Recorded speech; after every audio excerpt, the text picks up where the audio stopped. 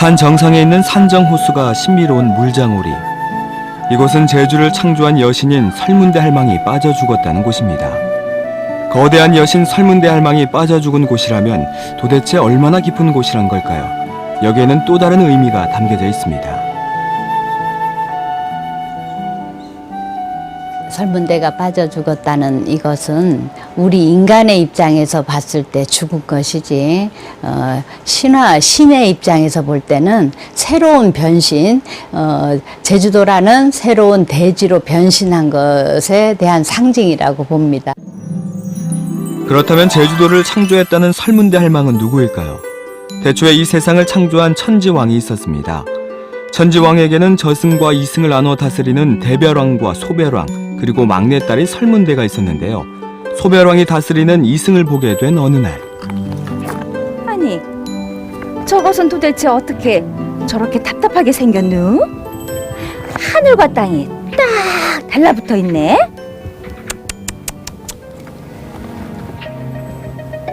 아, 그렇다면 내가 저 세계를 열어볼까?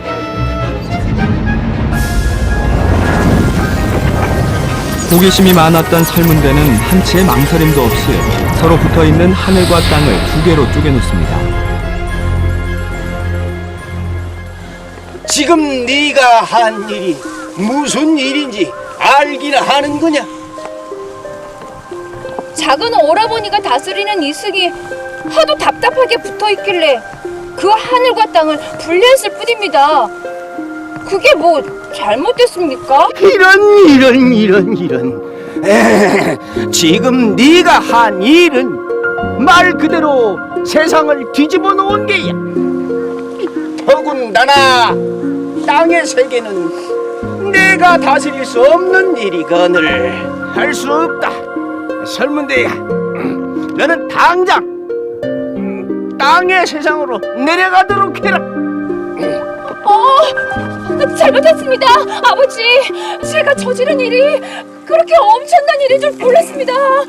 굿 속에 남아있는 신화들, 그걸 무속신화라고 하는데, 그 무속신화 속에만 우리나라에서 창세, 세상을 만든 신화가 남아있는데, 그게 그 천지왕보풀이고, 그 무속과 관련하지 않고 유일하게 또 제주도를 만들었다고 하는 자연신화로서 설문대 할망 신화, 설문대 할망이 제주도를 만들었다는 창세신화가 또 남아있고. 호기심 때문에 이승으로 쫓겨난 설문대. 심심해서 발밑에 있는 흙들을 가지고 장난하는데요. 주변에 있는 흙들을 모아 평평한 타원형의 섬을 만듭니다. 그게 곧 제주도였던 거죠.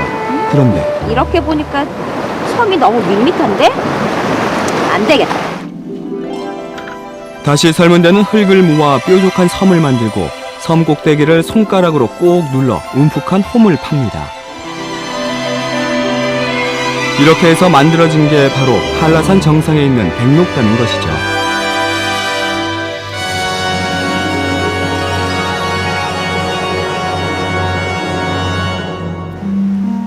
설문대의 흙장난은 계속됩니다. 치마폭에 흙을 넣고 가던 중 치마 틈 사이로 흙들이 떨어집니다.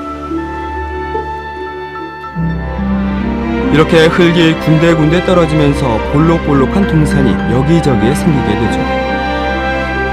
이후 설문대는 섬 곳곳에 이런 동산을 만들어 놓고 어떤 것은 손가락으로 눌러 패이게도 하고 또 어떤 것은 볼록하게 그냥 놔두기도 하면서 다양한 모양을 만들어냅니다.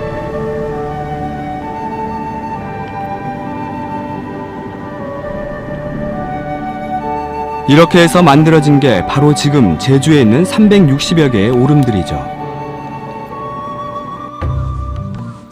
이렇게 한라산과 오름이 생기고 난 얼마 후,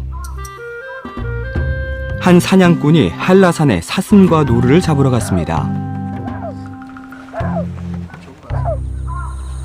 하늘에 닿을 듯한 한라산 정상에서 노루를 발견한 사냥꾼. 조심스럽게 노루를 향해 활을 쏘았는데요. 그 순간 아유 아파라. 누구야? 누가 내 엉덩이를 찌른 거야?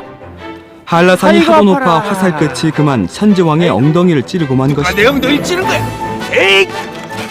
화가 난 천지왕은 한라산 봉우리를 뽑아 서쪽으로 던져버리는데요. 그것이 바로 지금의 삼방산이 됐고 그때부터 한라산 정상은 움푹 패여 백록담이 됐다고 합니다.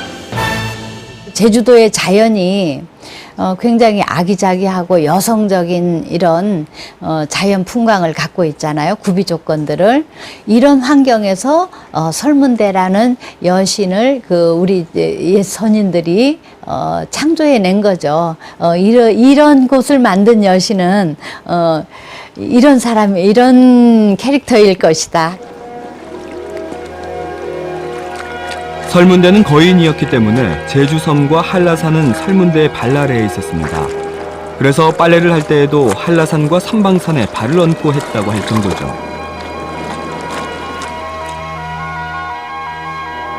또 한라산을 베개 삼아 베고 관탈섬에 발을 걸쳐 누울 정도였고요.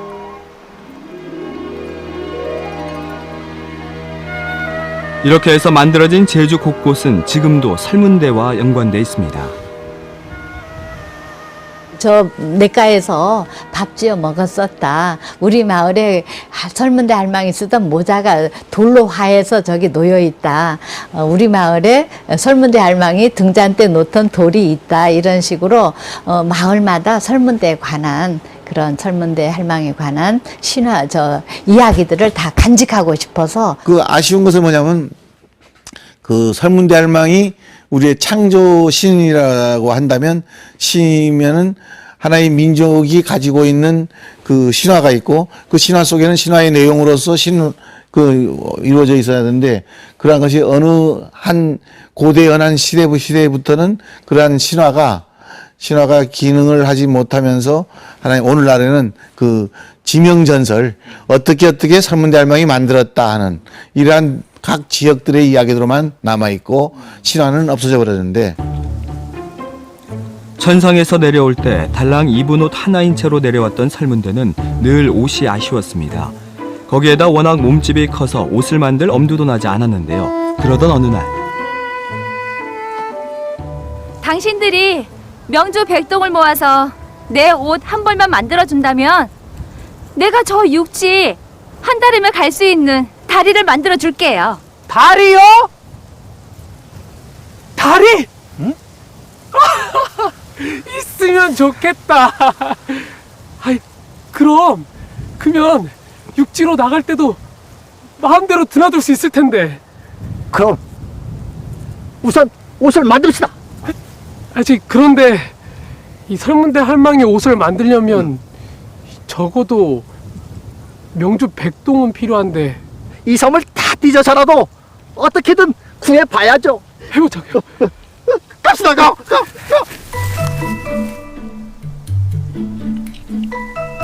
육지로 나드는 번거로움은 물론 육지에 대한 동경이 가득했던 제주섬 사람들. 그날부터 제주 사람들은 섬 곳곳에 있는 명주를 모으기 시작합니다.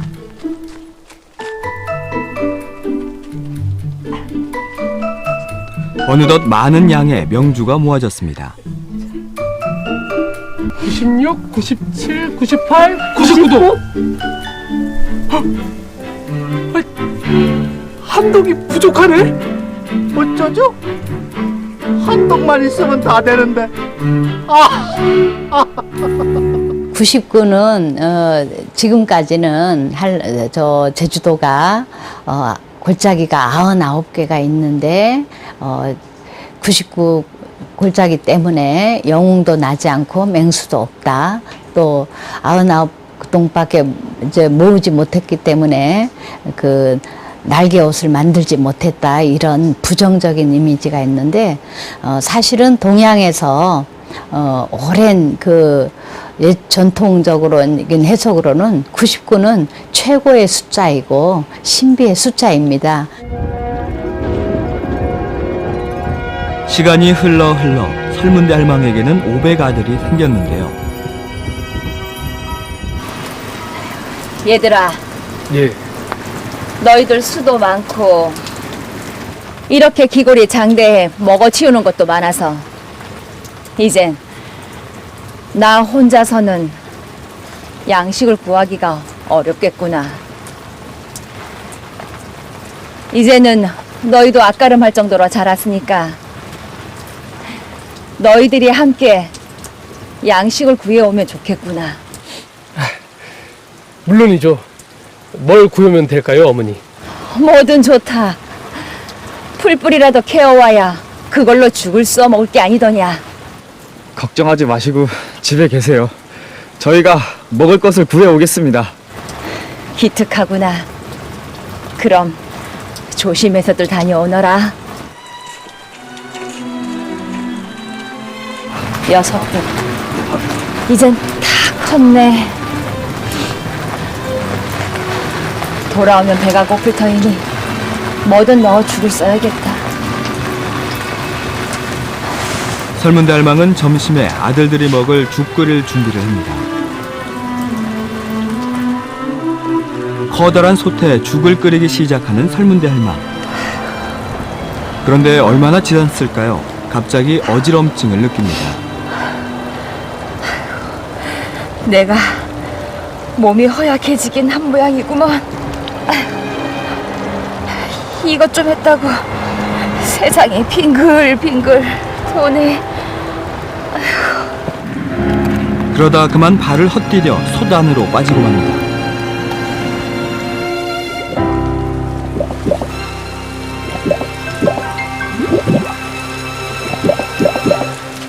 얼마 후 집으로 돌아온 어머니! 500 아들들. 다녀왔습니다.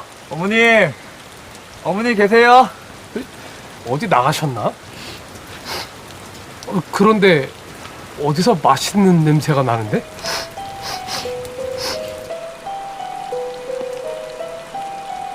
냄새를 따라 부엌으로 들어간 500 아들들은 아무것도 모르는 채 부엌에 끓여져 있는 죽을 떠 맛있게 나눠 먹습니다.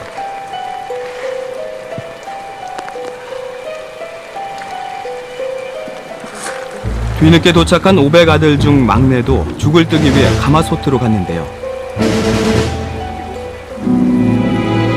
가마솥 바닥에는 사람의 뼈처럼 생긴 게 있었습니다.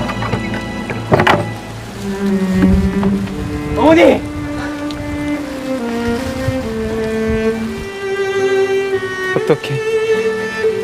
어떻게 어머니 육신을 그렇게 맛있게 먹을 수가 있어? 어떻게? 난 어머니 육신을 먹은 형들과는 더 이상 같이 살 수 없어. 여길 떠날 거야.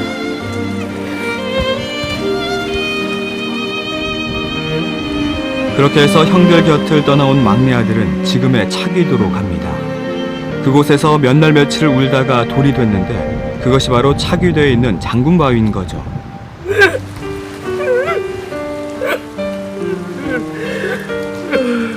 한편 죽에 빠져 죽은 어머니와 돌이 된 동생을 생각하며 슬피 우는 나머지 형들. 이들 역시 더 이상 그곳에서 살 수 없어 한라산 깊숙한 곳으로 들어갑니다. 거기에서 어머니와 동생을 부르며 통곡하다 돌이 되는데요. 지금의 영실 500 장군석이 바로 이들 형제들인 것이죠. 어머니가 아이를 위해서 열심히 팥죽을 써서 아이들을 먹이려고 하는 그런 그 삶의 이야기들을 만들어내는데 그것은 어떤 것을 비유를 하고 있냐면 제가 생각할 때는 그건 그 제주도가 만들어지기 전에 그 용암이 부글부글 끓면서 폭발하고 해서 이제 결국은 한라산이라는 게 만들어지는 그러한 것을 신화, 의인화해서 신화로 보여주는 그런 게 아닌가. 그런 거죠. 그러면서 그 제주도의 자연이 형성되는 그 과정 이런 것들이 어머니가 아이들에게 팥죽을 써서 아이들을 키우는 것으로 그 신화화되었다. 이렇게 말할 수 있어요. 자연 형상의 의인화. 이것이 소위 창세 신화의 원조로서 그러한 그 역할을 하지 않았는가. 설문대 할망의 죽음에 대한 또 다른 설이 있습니다. 평소 자신의 큰 키를 상당히 자랑스럽게 여겼던 설문대는 어느 날 한라산 물장오리에 다다르게 됩니다. 물장오리는 그 깊이를 알 수 없을 만큼 깊다고 소문난 호수였죠. 물장오리가 그렇게 깊어? 하지만 내 키는 못 당할걸. 설문대는 한치의 망설임도 없이 물장우리 속으로 걸어갔는데요. 이후 설문대 할망의 모습은 영원히 볼 수 없었습니다. 사실은 그 신화 속에 모든 사회적 규범과 행동하지 말아야 될 것, 인간으로서 행동해야 될 것, 이런 것들을 녹여놓은 겁니다. 그러니까 이야기 자체가 하나의 생활 규범이고 법이에요. 할망을 통해서 우리가 모자란 것들을 채워나가는, 그렇게 그것들이 됐을 때 우리의 모자람이라는 것이 컴플렉스를 만들지만 컴플렉스를 채워주는 설문대 할망의 신화가 형성되는 거죠. 그렇게 하면서 이제 설문대 할망 신화가 우리의 제주도 사람들이 그 모든 꿈들을 가지고 있는, 제주 섬을 탄생시킨 창조무 설문대 할망. 오랜 시간 제주인들의 입을 통해 전해져 온 것처럼 설문대 할망의 신화는 제주인들 가슴 속에 살아 오래도록 후대에 전해질 겁니다.